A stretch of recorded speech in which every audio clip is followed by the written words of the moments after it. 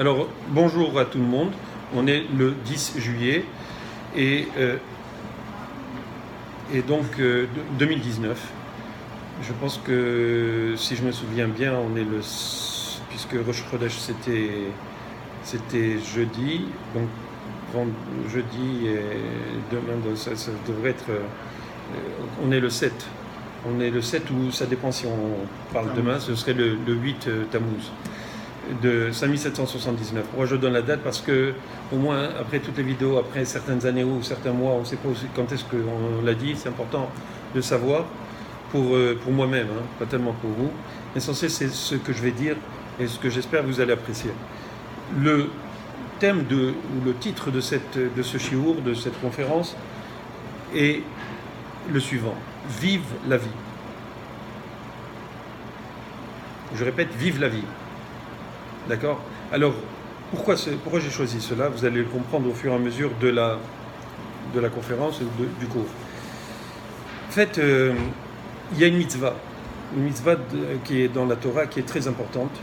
C'est une mitzvah qui fait que beaucoup de docteurs ont une bonne parnassa, et les pharmaciens aussi.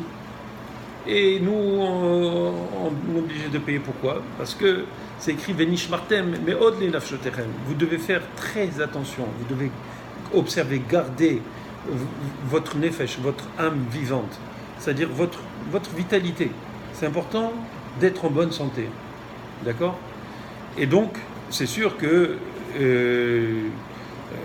quand on a des petits problèmes de santé, n'importe lequel, que ce soit une petite grippe ou que ce soit une bronchite ou que ce soit un problème beaucoup plus grave, il faut faire attention à sa santé. C'est une obligation. Pourquoi? Parce que la vie est importante. C'est pour ça que j'appelais cette conférence « Vive la vie ».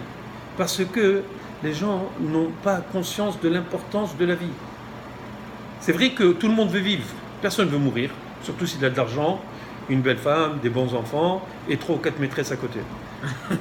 Alors la vie est belle, avec un château en Espagne et avec un yacht, plus l'avion privé, et voilà, comme ça. Et s'il est chanceux, il est en même temps président des États-Unis. D'accord? Enfin, chanceux, j'en sais rien.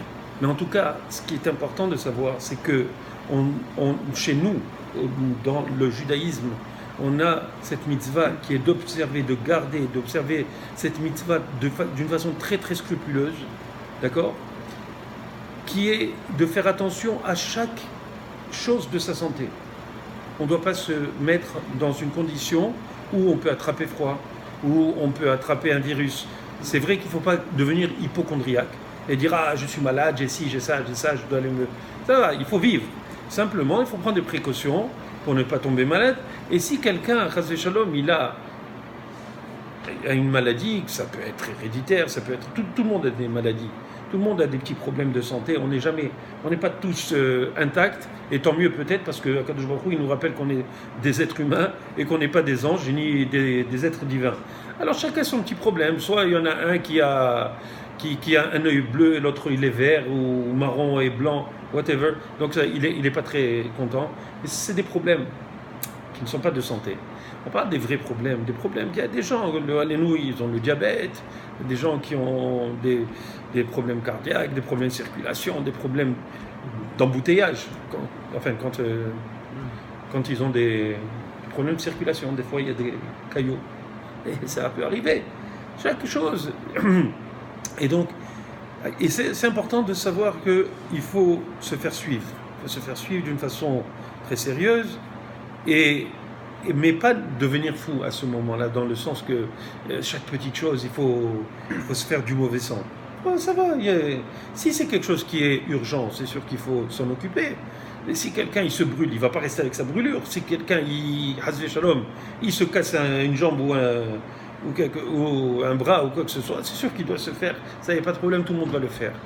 Le problème arrive quand il y a des gens qui laissent un petit peu aller. Ils se disent, oui, ben écoute, le docteur il lui a dit, tu dois prendre ça. Par exemple, prenons le diabète. Il doit prendre son insuline. Il doit prendre ses doses. Sinon, il peut tomber dans un coma diabétique, chas v'shalom. Et qu'est-ce qui se passerait à ce moment-là? Il peut mourir. C'est pas de la rigolade. Il y a des gens qui ont des pneumonies à répétition. Et c'est très dangereux s'ils sont asthmatiques, ils peuvent avoir. Il y a des gens qui meurent à cause de ça. Des problèmes cardiopulmonaires, c'est connu. Donc il faut faire très attention et il faut faire des choses intelligemment. Et bien heureusement, malheureusement, il y a des docteurs, parce que des fois il y a des docteurs qui ne comprennent pas aussi bien que d'autres. Il faut faire attention aussi aux docteurs. Il faut savoir est-ce que ce qu'ils disent c'est logique, c'est normal. Il faut se référer de la même manière que vous choisissez un rabbin, vous choisissez un docteur. Non, en fait, c'est quand vous choisissez un docteur, vous choisissez un rabbin. De la même manière, parce que normalement, si vous devez vous faire, je sais pas, ouvrir faire une opération à cœur ouvert, il vaut mieux aller chez le meilleur chirurgien, cardiologue, thoracique, on appelle. Rien à voir avec la Torah, c'est le thorax et non la Torah. Et donc, on parle de quoi? On parle d'un bon chirurgien, et je suis sûr que si vous devez faire une, hasvé shalom, pas vous, mais si quelqu'un doit faire une transplantation cardiaque, ben, il ne va pas prendre n'importe qui, il ne va pas prendre un nouveau qui commence à se faire la main. Oh mince, j'ai mis le foie à la place du cœur. Non, ça ne marche pas comme ça. Vous comprenez? Il faut faire attention, il faut savoir, il faut choisir. Et effectivement, quand vous prenez, vous devez choisir un rabbin, de la même manière, vous devez choisir un rabbin qui connaît. Pas un rabbin honnête, pas un rabbin qui... Il y a des rabbins... vous savez, des rabbins des bois. Il y a des gens qui aiment l'argent. Il faut faire attention, on ne parle pas de cela. On parle de rabbin, alors vous devez choisir un rav parce que le rav, c'est le docteur de l'âme. Avant, c'était le Kohen Gadol. Kohen Gadol, quand quelqu'un, il avait par exemple... ou le Kohen même, un Kohen, je pense pas spécialement Kohen Gadol, quand il avait un problème de tsaraat, par exemple de lèpre, qu'on appelle la lèpre, c'est pas la lèpre réellement, mais quelque chose qui ressemble à la lèpre, il devait aller chez le Kohen et lui, il devait lui dire si oui ou non, si c'était kasher, pas kasher, est-ce qu'il avait guéri, est-ce qu'il n'avait pas guéri, il y avait beaucoup de choses qu'il devait faire. Donc on voit qu'il y a une relation entre le docteur et aussi le prêtre, le rav, celui qui va enseigner au niveau spirituel, parce que c'est une maladie spirituelle, la tsaraat. Donc pourquoi je parle de ça? Parce que c'est important de savoir, je vous le dis parce que tout le monde, on a ce genre de situation où on a des petits problèmes et ça peut devenir des problèmes récurrents ou graves dans la vie, et c'est pour cela qu'il faut être bien conseillé. Il faut avoir un docteur qui est intelligent, pas qui... Et moi, j'ai rencontré des gens qui me disent est-ce que, je ne veux pas faire de publicité mais c'est pas ça mon objectif, mais est-ce que tu peux me donner le téléphone de tel docteur, je voudrais qu'il me prenne comme client parce que mon docteur, il ne prend pas les choses au sérieux. Il ne fait pas les choses correctement, il n'est pas scrupuleux. Et ce sont des gens qui me demandent, plusieurs m'ont demandé par exemple le numéro de quelqu'un, et je leur ai donné bien sûr. Et il y a des personnes qui sont conscientes que ce n'est pas n'importe quel docteur qu'il faut prendre. Je parle d'un généraliste, parce qu'un généraliste, c'est comme un mécanicien. Il fait des tests. Il voit, là où ça va mal, il envoie chez un spécialiste. Et le spécialiste, si lui, il ne peut pas le faire tout de suite. Et il y a des docteurs qui sauvent très souvent la vie de malades. Des gens qui ne pensaient pas qu'ils étaient malades réellement. Et le docteur, il leur sauve. Il leur dit, vous êtes en train de faire telle ou telle chose. Vous faites une embolie pulmonaire, vous faites ci, vous faites ça, tout de suite vous devez aller à l'urgence, vous devez faire ci, vous devez faire ça. Ça c'est très important. Pourquoi je dis ça? Parce que on a l'impression que la vie c'est quelque chose qui est un cadeau et qu'on ne doit pas prendre soin de ça. Non, c'est un cadeau. La vie est un cadeau pourquoi? Parce que, et non comme la chanson qui dit « Et si la vie est un cadeau ». Vous connaissez il y a une chanson qui dit « Et si la vie est un cadeau ». Cadeau donné, cadeau repris, cadeau volé. Parce que ces gens-là, l'auteur de cette chanson, en fait, il était en train de se révolter un petit peu contre la volonté de Dieu, de faire que quelqu'un meure. Ça peut mourir par maladie, par accident, par quoi que ce soit. Alors la personne qui a de la peine, elle disait, autrement dit, cette personne, elle aimait la vie. D'accord ? Et elle se révoltait du fait qu'on meurt. Et c'est très intéressant. Actuellement, les gens n'ont plus cette comment dirais-je, cette envie de vivre comme avant. Il y a moins d'envie de vivre. C'est-à-dire que quand les gens... Combien de suicides dans le monde? Vous savez que c'est source de se suicider. Au cas où vous aurez l'intérêt, je veux dire pas l'intérêt, l'intention, ne le faites pas, c'est sourd. Vous savez, c'est pas... on peut pas... Big trouble, oui. Oui, il ne faut pas se suicider. Il pense qu'il sort de cette vie, mais il rentre à une autre plus dure. Ouais, va savoir qu'est-ce qui va se passer. Donc en fait, il y a malheureusement beaucoup de suicides. Pourquoi? Parce que la société est malade. La société a besoin de vivre. Elle ne vit plus. La société se laisse vivre. La société a un problème. Au niveau des valeurs, rien ne va plus. On ne sait plus. Comment, vous savez qu'au niveau de la médecine, la médecine pour les hommes n'est pas la même chose que la médecine pour les femmes. Vous le savez. Une femme, c'est quoi? C'est une femme, elle change depuis qu'elle est jeune jusqu'à qu'elle vieillit. Elle est constamment en changement. D'accord? À cause de ses hormones, à cause d'un tas de choses, la femme est tout le temps en changement. Donc l'attitude d'un médecin par rapport à une femme, c'est-à-dire que pas son attitude ou son approche plutôt, il va s'occuper d'une femme, comment il va la traiter, est complètement différent d'un homme. Une femme, si elle a un problème cardiovasculaire, elle peut avoir des ramifications dans différentes choses que l'homme n'a pas. L'homme, ça va être un problème cardiovasculaire, très souvent très circonscrit, je veux dire, au problème cardiovasculaire. Chez la femme, non, ça peut toucher les hormones, ça peut toucher un tas de choses dans son corps qui fait qu'elle a ces problèmes-là. D'accord? Je ne suis pas un spécialiste, je ne suis pas un médecin, mais ce que j'ai appris, je vous le dis. Et donc, pourquoi je parle de cela? Parce que, comme je vous ai dit, le monde n'a plus le même respect pour la vie. La société n'a pas le même respect pour la vie. Combien de gens qui se jettent du pont Jacques-Cartier? Il y en a malheureusement beaucoup. Combien de jeunes se suicident? Combien d'enfants se suicident? Comment? Parce qu'ils souffrent. Ils souffrent réellement. Pourquoi? Parce que la société est malade. C'est-à-dire que la société ne donne pas aux gens l'espoir d'avoir une vie intéressante, de faire quelque chose de cette vie. Vous comprenez? Et quand je disais que dans la société, il y a le docteur pour les hommes, le docteur pour les femmes. Maintenant, quand vous arrivez avec des transgenres, qu'est-ce qu'il va faire le docteur? Comment il va la traiter? Oui, c'est vrai. Cette personne. Vous comprenez? Le monde est complètement déréglé, déglingué. Il y a un problème réel. Ok? Il y a un problème réel. Et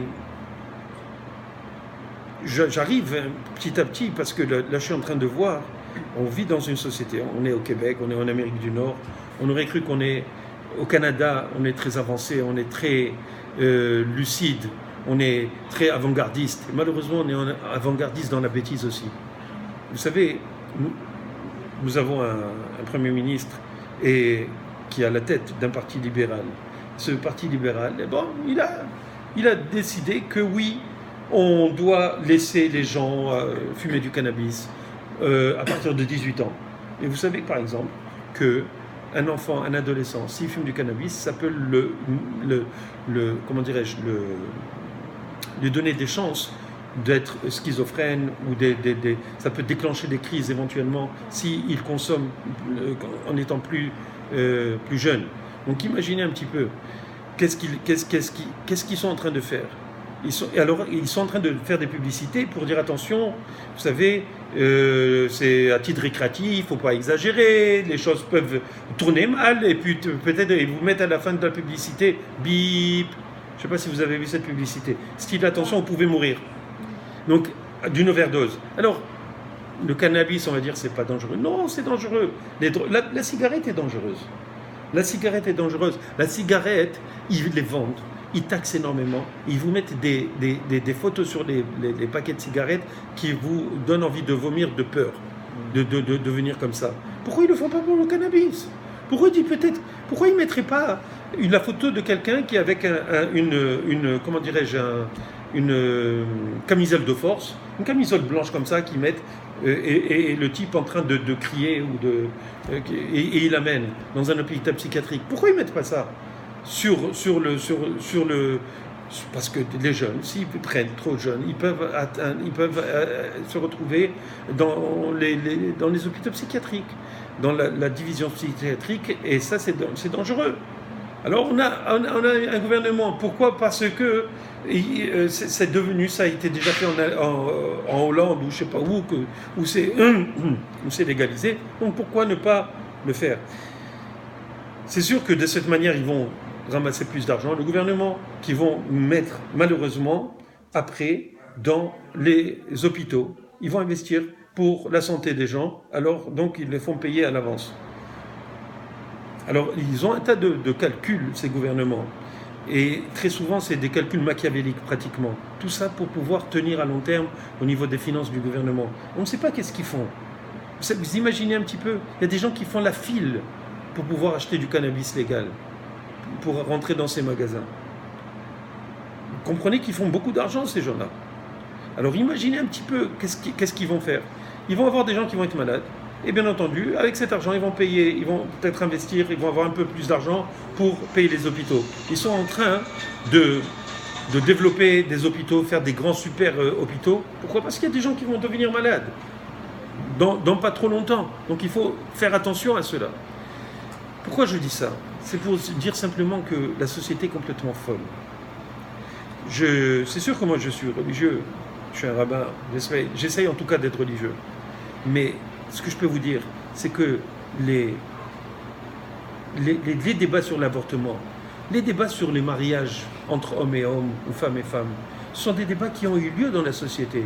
Et la société a décidé de changer les normes par rapport auxquelles ils vivaient avant. Elle vivait, que les gens vivaient. Les gens vivaient normalement. C'était pas normal qu'un homme se marie avec un homme. Mais il a fallu que la société change et se dérègle de plus en plus pour permettre des avortements, même à la fin de la vie du fœtus. C'est-à-dire presque à terme, et même à terme. Il y a une loi aux États-Unis qui voulait empêcher d'aider à vivre un fœtus qui naît. Je ne sais pas si elle est passée ou pas. À New York, je pense. C'était les démocrates qui voulaient faire ça. Pourquoi je dis ça? Ça veut dire que je veux décrire un petit peu l'absurdité de la société, des sociétés dans lesquelles nous vivons, qui est en train de se dégrader de plus en plus. D'accord? En parlant de l'avortement, il y a un film qui va sortir, et qui est sorti, qui va sortir bientôt. Il va y avoir juste 24 cinémas au Canada qui vont le publier, qui vont le projeter, ce film. Ça s'appelle Unplanned, c'est-à-dire non planifié. C'est un film qui a été fait par une association catholique, je pense, et qui décrit, c'est basé sur une histoire réelle, d'un docteur qui, elle, faisait des avortements. Jusqu'au moment où elle a vu elle-même, ce que j'ai écouté à la radio, hein, je n'invente rien du tout. Au Québec, dans un seul cinéma, ça va passer d'ailleurs. Les autres le boycottent, ce film, d'accord? Et elle a ce docteur dans le film qui était pro-avortement, ok, va voir à un moment donné comment le fœtus se sauve de la piqûre d'une seringue, je ne sais pas exactement qu'est-ce qui rentre pour tuer le fœtus. Et il se contracte et il essaye de se sauver. Et oui, c'est ce qu'ils ont vu sur l'écran. Et c'est ce que j'ai compris, en tout cas, de ce que j'ai écouté. Peut-être que c'est un petit peu différent. Je n'ai pas vu le film, je ne sais pas de quoi il s'agit exactement. J'ai vu un lancement, un petit peu, en anglais, donc je n'ai peut-être pas très bien compris. Mais l'idée générale, c'est que ce docteur-là, qui faisait des avortements, a complètement changé de camp. Et elle s'est mise à parler contre l'avortement aux États-Unis. Et là, ça a soulevé les passions. Il y a un grand débat qui se fait aux États-Unis, et ce débat, il vient ici au Canada aussi, au Québec aussi. Il y a juste un cinéma qui veut le montrer pendant une dizaine de journées, seulement. Ça veut dire quoi? Ça veut dire qu'il y a c'est pas aussi simple que cela. Quand on veut avorter, ça veut dire qu'on est contre la volonté de Dieu que quelqu'un vive. Bonté divine. À partir de 30 jours ou de 30, 40 jours peut-être, on voit les cellules du cœur qui commencent à battre. Vous avez déjà vu ça? J'ai entendu, Vous avez entendu. Alors, mais c'est ça la réalité. Je ne sais pas combien de jours exactement. À partir de ce moment-là, les cellules commencent à battre. Les cellules du cœur. Comment? On peut entendre, bien sûr. Mais ce que je veux dire, c'est qu'il y a quelque chose qui vit ici. C'est de la vie. Si les gens disent qu'il n'y a pas d'âme, mais au moins il y a un corps. Il y a de la vie ici. Si la vie se transmet de père en fils ou de mère en fils et de mère en fille, plutôt, alors comment est-ce qu'on peut empêcher un être à vivre? Pourquoi? Parce que la mère ne veut plus, elle pense qu'elle ne va pas avoir l'argent, parce qu'elle est égoïste, elle veut vivre pour elle-même, ou parce qu'elle dit, ces mères-là, elles disent, je fais de mon corps ce que je veux.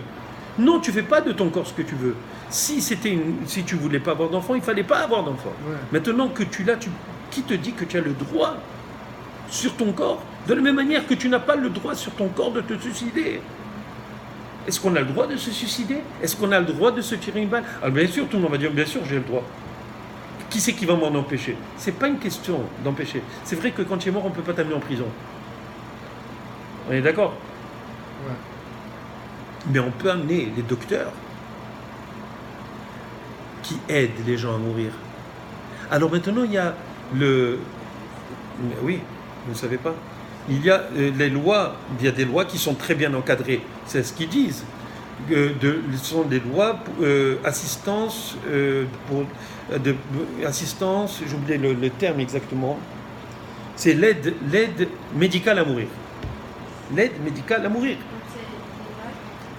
C'est légal pour des gens, dans certaines conditions, encore une fois. C'est-à-dire... C'est un suicide assisté, d'une certaine manière, et c'est les docteurs qui doivent le faire. Alors, il y a des docteurs qui se révoltent contre ça, qui disent non, moi, c'est contre mes principes religieux, c'est contre mes principes tout court. Comment? Les docteurs, ils doivent aider quelqu'un à vivre. Tu as tout à fait raison. Les docteurs doivent aider les gens à vivre et non à mourir. Maintenant, dans quel cas ils doivent faire cela? Selon la loi, c'est quand c'est une maladie qui est dégénérative au stade final et que la personne non, c'est pas un coma. C'est-à-dire c'est non, c'est terminal illness. La personne, elle est déjà dans un état très avancé dans sa maladie, il n'y a pas de retour possible, elle souffre beaucoup, etc., etc. Donc, elle va demander où, si elle donne et encore, je ne suis pas un juriste, je ne suis pas un avocat, je ne connais pas la loi exactement, mais d'après ce que j'ai compris, elle peut, donner à sa famille, ou à la personne, ou à un ami, ou etc., une personne qui est désignée, le mandat de s'occuper pour que, si elle arrive à un stade où elle souffrerait d'une façon très forte, atroce, alors qu'on l'aide à mourir. D'accord?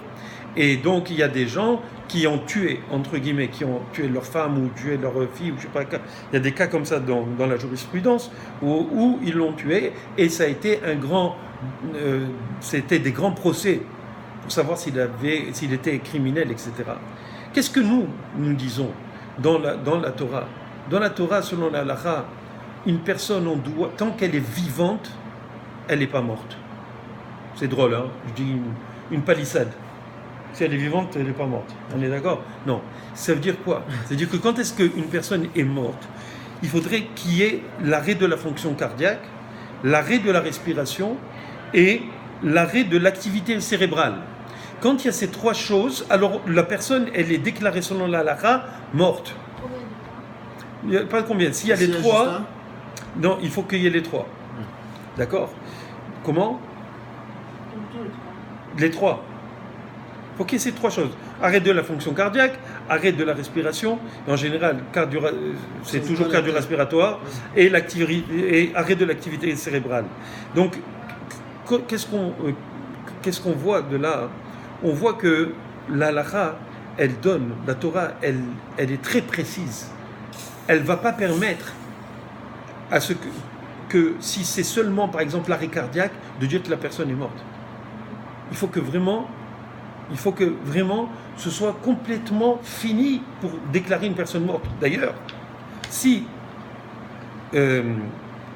par exemple, une personne est en attente d'une greffe, par exemple une greffe de cœur, on sait que quoi? Que pour la greffe de cœur, oui, le cœur doit continuer à battre pour pouvoir le transplanter. Il faut qu'il continue, il faut qu'il soit pris pendant qu'il est encore en train de battre. Et donc, les gens qui font des transplantations, des fois, la personne, elle a arrêté, elle est complètement, il y a un arrêt au niveau cérébral, elle a arrêté de respirer, et donc, tant que le cœur bat, ils sont capables de prendre ce cœur pour aller le greffer. Mais ça, selon la loi juive, c'est interdit, c'est assourd, c'est un meurtre. Tant qu'il n'y a pas les trois choses, on ne peut pas le faire. Comment? C'est quoi greffe? La greffe. La greffe, c'est quand on prend, par exemple, quelqu'un, il a le cœur malade, alors on lui enlève une transplantation. C'est pas une greffe, là, on appelle ça greffe de cœur. En fait, c'est une transplantation. On prend le cœur d'un patient qui est en train de mourir. Par exemple, il était dans un accident, son cœur il est en train de battre avant qu'il finisse complètement de vivre. Alors on lui prend le cœur et on va le donner. Il y a une liste de gens qui sont dans les hôpitaux, dans les pays, etc. Et il y a des hélicoptères, des avions, ils prélèvent le cœur, ils le mettent avec sur une glacière. Et dans une glacière, je veux dire, ils doivent vite la porter. Il y a toute une industrie sur ça. Et par exemple en Chine, c'est un endroit où ils tuent des gens en voiture. Là, ils les incarcèrent. Ils prennent leur truc. Ce sont des gens ils les condamnent à mort, ils les mettent dans des prisons. Et au moment voulu, ils vendent les organes de ces gens. Ils les tuent. Et ils vendent ces organes. Le Rav Eliashiv alav shalom, il avait parlé devant des organisations mondiales de droits de l'homme, etc. Il avait dit que selon le judaïsme, on n'a pas le droit d'acheter ou de profiter de ces organes qui ont été prélevés en Chine. Parce qu'il y a certains hôpitaux qui sont reliés aux prisons, etc., qui le font. Donc tous les organes qui viennent de Chine, il a dit on n'a pas le droit de les prendre. Alors pourquoi on aurait le droit? Il dit parce que normalement on n'a pas le droit de prendre. On n'a pas le droit de prendre de qui que ce soit pour faire une transplantation. On n'a pas le droit de demander à quelqu'un. Mais maintenant que les goïms le font et que de toute façon s'ils ne le donnent pas à telle personne, ils vont le donner à une autre, alors de toute façon ils vont le prendre. Alors là on a le droit selon la halakha de, entre guillemets, Hazé Shalom, j'espère qu'on n'aura pas besoin, de profiter de faire une transplantation à partir d'un organe du cœur ou de n'importe quoi, le foie ou que ce soit des reins ou que ce soit n'importe quel organe. Un juif il peut prendre un cœur d'un autre, mais c'est parce qu'on n'a pas, c'est-à-dire que dans la réalité, c'est que nous on ne peut pas le faire, c'est interdit pour nous de le faire, de le prendre d'un goy ou d'un juif, de n'importe qui. On n'a pas le droit de le faire. Mais si des goyim le font, et c'est déjà fini. Et que c'est déjà fait, alors on peut à ce moment-là, parce que de toute façon ils vont l'enlever.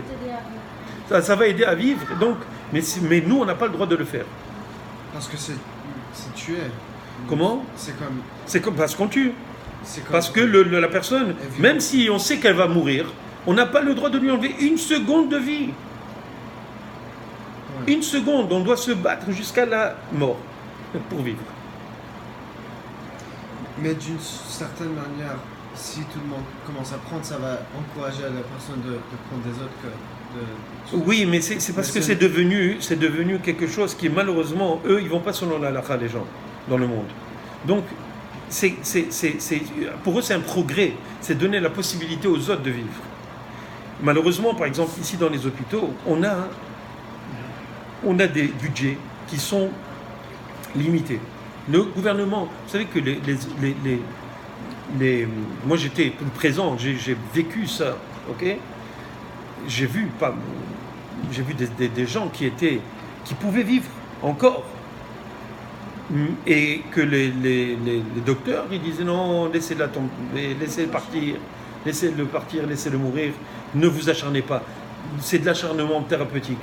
Non, parce que chaque seconde qu'on est dans le monde, c'est un tikkun, c'est une réparation pour les fautes qu'on a fait.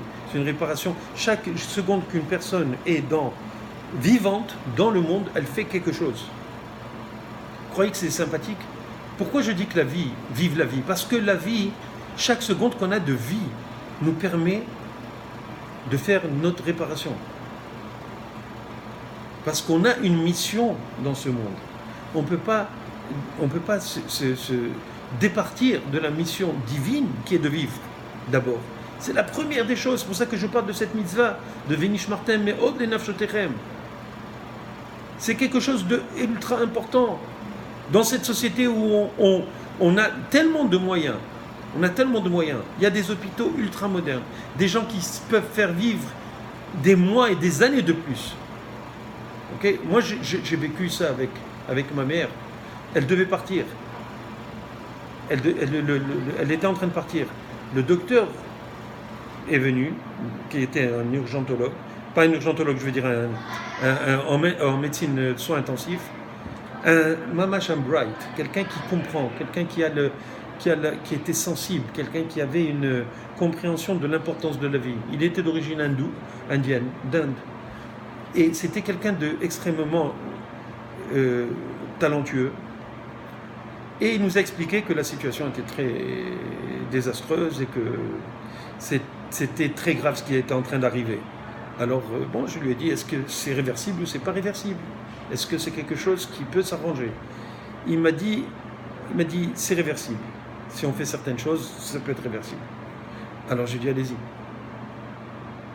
Et il a pris les choses, il a fait certaines procédures que je ne me rappelle pas.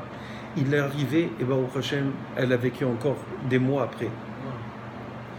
Pourquoi on ne fait pas ça avec tout le monde?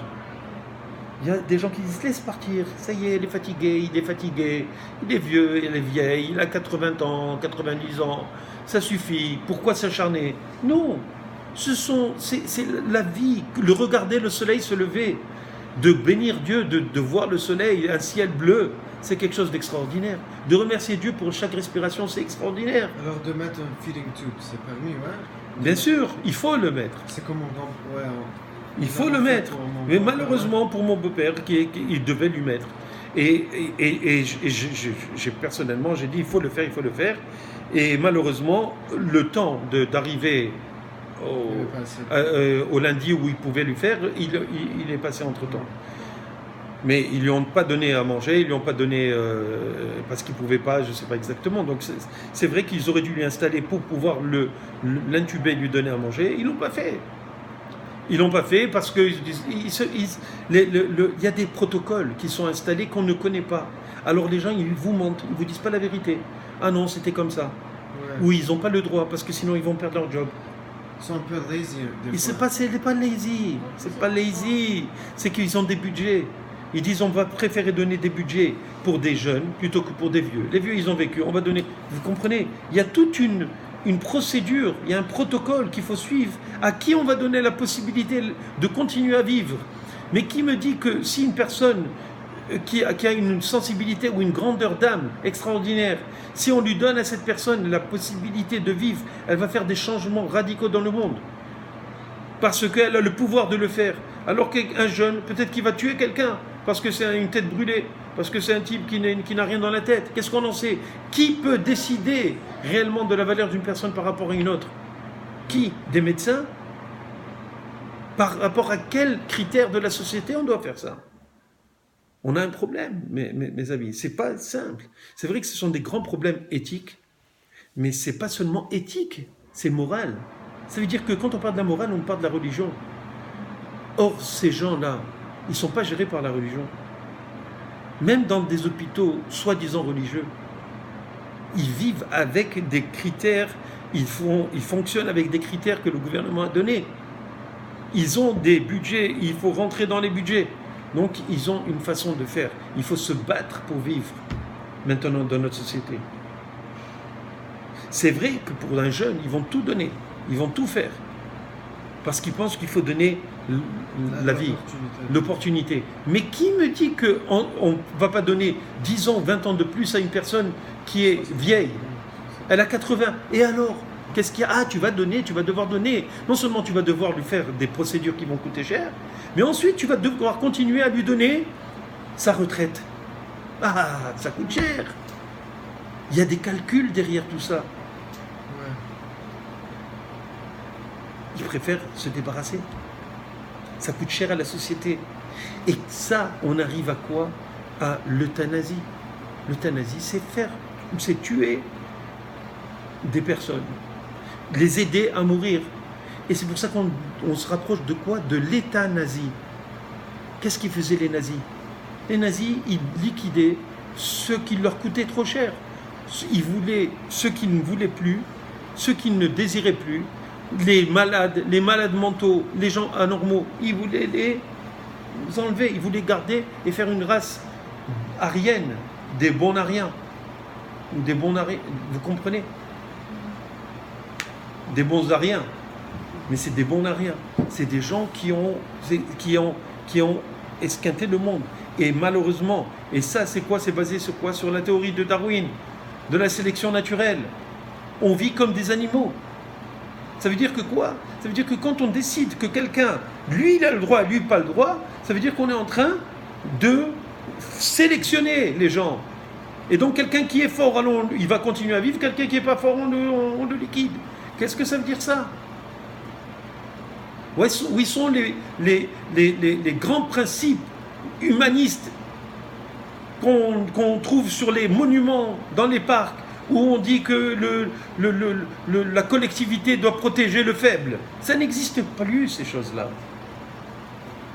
Ça n'existe plus. La vie ne coûte rien. En fait, elle coûte beaucoup, mais elle ne vaut pas beaucoup. Malheureusement, aux yeux des gens, aux yeux de l'État, aux yeux de la société. Alors on laisse partir les gens. S'il y a des sociétés qui ne sont pas comme ça, pour le moment? Il y a des sociétés qui sont plus, comment dirais-je, responsables, qui ont plus de sensibilité par rapport à la vie. Notamment en Israël. Mais même en Israël, il faut faire attention. Même en Israël. En fait, moi je peux vous dire, en Israël, c'est beaucoup mieux qu'ailleurs. C'est beaucoup mieux qu'ailleurs. Mais j'ai peur que ça arrive à cela. J'ai peur. Heureusement qu'il y a des religions en Israël qui sont derrière. D'ailleurs, le ministre de la Santé, c'est un religieux, c'est le Rav Litzman. Okay? Et je crois que, heureusement qu'il y a une personne comme ça, parce qu'au moins, elle permet de continuer à utiliser les budgets d'une bonne manière. Vous comprenez? Et ce qu'ils appellent ça l'acharnement thérapeutique. Alors, il ne faut pas s'acharner. On est en train de lui donner, on est en train de s'acharner sur la personne, on est en train de la faire souffrir. Et pourquoi la faire souffrir avec des tas de traitements? Tout ça, c'est de la rationalisation. Vous comprenez? Je ne dis pas que foncièrement, la société est mauvaise. Non, je ne dis pas ça. Je dis qu'elle est détraquée. Elle n'arrive plus à voir, à penser selon le vrai paradigme. Elle est faussée. Elle est faussée parce que d'un côté, il y a énormément d'avancement au niveau thérapeutique. D'ailleurs, vous savez qu'ils développent de plus en plus des moyens de contrer les maladies comme Alzheimer et comme un tas de choses, et avec des cellules souches, avec un tas de technologies médicales extrêmement avancées, qui fait que l'homme pourrait vivre très longtemps. Mais c'est un danger pour la société, parce que si l'homme vit très longtemps, à ce moment-là, comment est-ce qu'on va nourrir autant de personnes? Mais ils ne comprennent pas que la société elle-même, elle va générer aussi des technologies pour pouvoir nourrir toutes ces personnes. Donc il y a un équilibre qui se fait. Alors, d'un côté, ils vont tout développer pour donner la vie, et d'un autre côté, ils encouragent, entre guillemets, parce que c'est l'aide médicale à mourir, les gens à mourir. Il Il y a des gens qui ne veulent pas vivre longtemps. Pourquoi? Ils vont devenir vieux, tout fripés, avec des rides. Et comment? Ils sont pas seulement fatigués, ils ne se supportent pas. Combien de femmes, elles se regardent et elles mettent des pommades et sur une autre pommade? Pourquoi? Pour pouvoir paraître toujours attirante et belle. Elle aura beau mettre sur son visage. Alors, c'est très dangereux parce que, à force de mettre des pommades, elle va savoir si ça ne va pas se brûler ou s'esquinter la peau. Alors, ils mettent le botox, ils s'injectent. Pourquoi? Et des fois, il y en a qui sortent avec des lèvres, un mérou. Vous connaissez les mérous? Les mérous et les poissons, avec des grosses lèvres comme ça. Parce qu'ils sont esquintés. Parce qu'ils les ratent. Mais oui. Alors, elles essayent. Mais qu'est-ce qu'elles vont se faire? Ils vont mettre du botox partout. Puis elles sont foutues. Le problème qu'il y a, c'est quoi? C'est pas rigolo. En fait, c'est un problème de vie. C'est un problème, on ne sait pas à quel point les gens n'ont pas de raison de vivre. Ils ne savent pas qu'est-ce que c'est la vie. Quand quelqu'un naît, il croit qu'il a le monde et la vie devant lui. D'accord? À un moment donné, il voit sa mère ou sa grand-mère en train de se devenir de moins en... Style, il faut faire à repasser pour la regarder. Alors ils se disent quoi? Je vais devenir comme elle. Ils commencent à angoisser. Mais c'est quoi le problème? Le problème, c'est que on ne sait pas quoi faire de notre vie. Le problème, c'est la mission qu'on a à accomplir et les moyens que Dieu nous donne pour accomplir cette mission. C'est ça le problème. Le problème de l'humanité, c'est de croire qu'elle est immortelle au départ. Et quand ils voient qu'en fin de compte, ils sont mortels, ils commencent à réagir, ils commencent à se poser des questions. Mais pourquoi qu'est-ce que je vais devenir? Et qu'est-ce que ils voient simplement le côté matériel, physique des choses. Mais s'ils voyaient en fin de compte que quand un bébé naît, on doit l'aider à prendre les forces et à se former pour pouvoir accomplir une mission. D'ailleurs, chez nous, chez les Juifs, c'est au moment de la bar mitzvah, de la bat mitzvah. C'est à ce moment-là où la femme, elle devient une femme, elle peut donner naissance. L'homme aussi. Avant, il se mariait à 14-15 ans.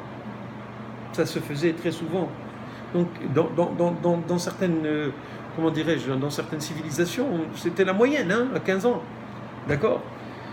Et à partir de ce moment-là, la personne, elle savait qu'il y avait quelque chose à faire de ce monde. Alors avant, elle donnait des enfants. Maintenant, on dit non, on n'est pas d'enfants. 1,5 ou 1,5, pas plus. 1,2.4. 1,24, excusez-moi. Enfant, plus un petit chien. Là, c'est les moyennes, parce que vous comprenez. Et pourquoi cela? Parce que, en fin de compte, on a enlevé. Il y a des gens il y a des femmes qui s'hormonent pour avoir des enfants à 45 ans. Pour devenir maman à 45 ans. Elles continuent à recevoir des hormones, des oestrogènes, des trucs, etc. pour continuer à être fertiles. Il y en a qui congèlent leurs ovules. C'est quoi? Pourquoi? Bon, je comprends si elle n'a pas eu de proposition de mariage encore, je comprends. Mais il y a des gens qui veulent d'abord leur carrière. D'abord moi et mon argent. Et comment je vais finir mes jours? Mais comment tu vas finir tes jours si tu n'as pas d'enfants, si tu n'as pas de mari, si tu n'as pas de frères, de sœurs, de petits-enfants qui viennent de temps en temps te voir, te réjouir le cœur? À quoi ça sert? Mais ce n'est pas seulement ça la mission. La mission, c'est d'éduquer l'humanité à continuer l'objectif, la raison que Akadosh Baruch Hu, il a fait le monde. Akadosh Baruch Hu, il a fait le monde pourquoi? Pour donner aux âmes la possibilité de grandir, de mériter leur place à côté de lui. C'est ça, c'est pour ça que Dieu il a fait le monde. Alors maintenant, qu'est-ce qu'on fait? On ne donne pas les hommes et les femmes. Les hommes, ils passent d'une femme à l'autre. En fin de compte, ils ne se marient pas très souvent, de moins en moins. Des fois, ils se marient avec des hommes, parce qu'ils en ont marre des femmes. parce que les femmes deviennent de plus en plus emmenantes, vous comprenez? Parce qu'elles peuvent pas, elles imposent, elles imposent. Et lui aussi, il implose. Il se dit, ouais, qu'est-ce que je vais faire avec une femme? Et les femmes, elles vont avec d'autres femmes. Donc l'humanité n'est plus ce qu'elle était avant. L'humanité était dans l'objectif de la Torah, dans l'objectif de Dieu, c'est de donner la possibilité à l'homme de faire le bien, de ressembler à Dieu. C'est ça l'objectif. Et on peut faire du bien, qu'on ait 15 ans, qu'on ait 12 ans, qu'on ait 22 ans, qu'on ait 88 ans. On peut continuer à faire du bien. Ne serait-ce que de donner à un jeune son expérience, de l'aider à passer un mauvais moment, de lui donner des conseils. Tout ça, c'est quoi? Ça fait partie du bien que l'homme donne à l'autre homme. Il n'y a jamais d'arrêt pour pouvoir faire le bien. On est une société évoluée. Et donc, si on vit pour soi-même, on est foutu. Si on vit pour se donner uniquement à soi-même, qu'est-ce qu'on va faire dans le monde? On est passé à côté de la raison d'être du monde. On est passé à côté de la raison d'être du monde. En fin de compte, je voudrais vous lire un texte qui, j'espère, va servir de leçon. Pas seulement pour vous, mais pour tous ceux qui écoutent, tous ceux qui voient cette vidéo. Avant cela, le Gaon de Vilna, il a déjà écrit cela. Je vous le lis. Il existe un moment que l'homme n'est pas en mesure de décrire, ni de mesurer la grandeur. C'est le moment où on accompagne l'homme de sa maison à sa tombe. Cet instant où l'âme redevient elle-même. Tous les sens de cet homme se réveillent et il découvre ce qu'il ne pouvait voir lorsqu'il était encore vivant. Il voit le résultat de sa vie. Il voit que tout l'argent et l'or pour lesquels il s'était investi n'ont aucune valeur. L'âme réalise alors pleinement la valeur de la vie et les mitzvot deviennent chères à ses yeux, mais elle ne peut plus les accomplir parce que l'âme est en dehors du corps, il est mort. Donc il ne peut plus faire de mitzvot, il ne peut plus augmenter, il ne peut plus grandir. Elle dépend désormais uniquement de la bonté des vivants qui par leurs actes pourront lui faire acquérir des mérites dont elle a besoin. Et là, on va voir à quel point ce que dit le Gaon de Vilna, il y a un monsieur que vous connaissez probablement tous, a dit, c'est pas un juif, il s'appelle Steve Jobs. Vous connaissez? Le patron de Apple. Steve Jobs fut l'un des plus grands, j'ai tiré ça de Torah Box, cette histoire qui est rapportée par Torah Box, qui date mis en ligne le 1er décembre 2015. Steve Jobs fut l'un des plus grands entrepreneurs du XXIe siècle, notamment fondateur de la multinationale Apple. Il est décédé en 2011 d'un cancer. Voici ses dernières paroles. J'ai atteint le sommet du succès dans les affaires. Aux yeux des autres, ma vie a été le symbole du succès. Toutefois, en dehors du travail, j'ai eu peu de joie. Enfin, ma richesse n'est rien de plus qu'un fait auquel je me suis habitué. En ce moment, allongé sur un lit d'hôpital et me remémorant toute ma vie, je me rends compte que tous les éloges et les richesses dont j'étais si fier ont été transformés en quelque chose d'insignifiant devant ma mort imminente. Dans l'obscurité, lorsque je contemple les feux verts de la respiration artificielle et que j'entends le bourdonnement de ces sons mécaniques, je peux sentir le souffle de la proximité de mon décès. Après avoir accumulé assez d'argent pour le restant de mes jours, c'est seulement maintenant que je comprends. C'est seulement aujourd'hui que je réalise que nous devons poursuivre des objectifs qui ne sont aucunement liés à la richesse. Ils doivent être quelque chose de plus important. Par exemple, les histoires d'amour, l'art, les rêves de notre enfance. Et moi je dirais les mitzvot et la Torah. Dieu nous a créés afin que nous puissions sentir l'amour dans le cœur de chacun de nous. Et non pas pour ressentir les illusions, je dis bien les illusions construites par la célébrité ou l'argent que j'ai gagné. Car je ne pourrai pas les emmener avec moi. Je ne peux emporter avec moi que mes souvenirs qui ont été renforcés par l'amour.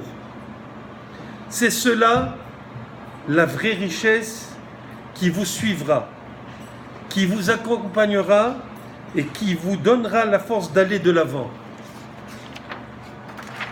L'amour peut voyager à des milliers de kilomètres. La vie n'a pas de limite. Tu peux aller où tu veux. Fais de ton mieux pour atteindre les objectifs que tu t'es fixés. Tout est entre tes mains. Quel est le lit le plus cher du monde? Quel est le lit le plus cher du monde? Le lit d'hôpital. Si vous avez de l'argent, vous pouvez engager une personne pour conduire votre voiture, mais pas pour prendre votre maladie. Les choses matérielles perdues peuvent se retrouver, mais il y a une chose que vous ne pouvez jamais retrouver lorsque vous la perdez, votre vie. Quelle que soit l'étape de la vie dans laquelle nous nous trouvons actuellement, je répète, quelle que soit l'étape de la vie dans laquelle nous nous trouvons actuellement, nous devrons finalement affronter le jour où le rideau tombera. L'amour pour votre famille, pour votre mari, pour votre femme, pour vos amis, faites-en un trésor. Que chacun agisse avec amour et prenez soin de votre prochain. Comme la Torah dit, Ve'ahavta l'ereacha kamocha, et tu aimeras ton prochain comme toi-même, il sera peut-être le prochain shiur qu'on fera si Dieu veut. Voilà, merci.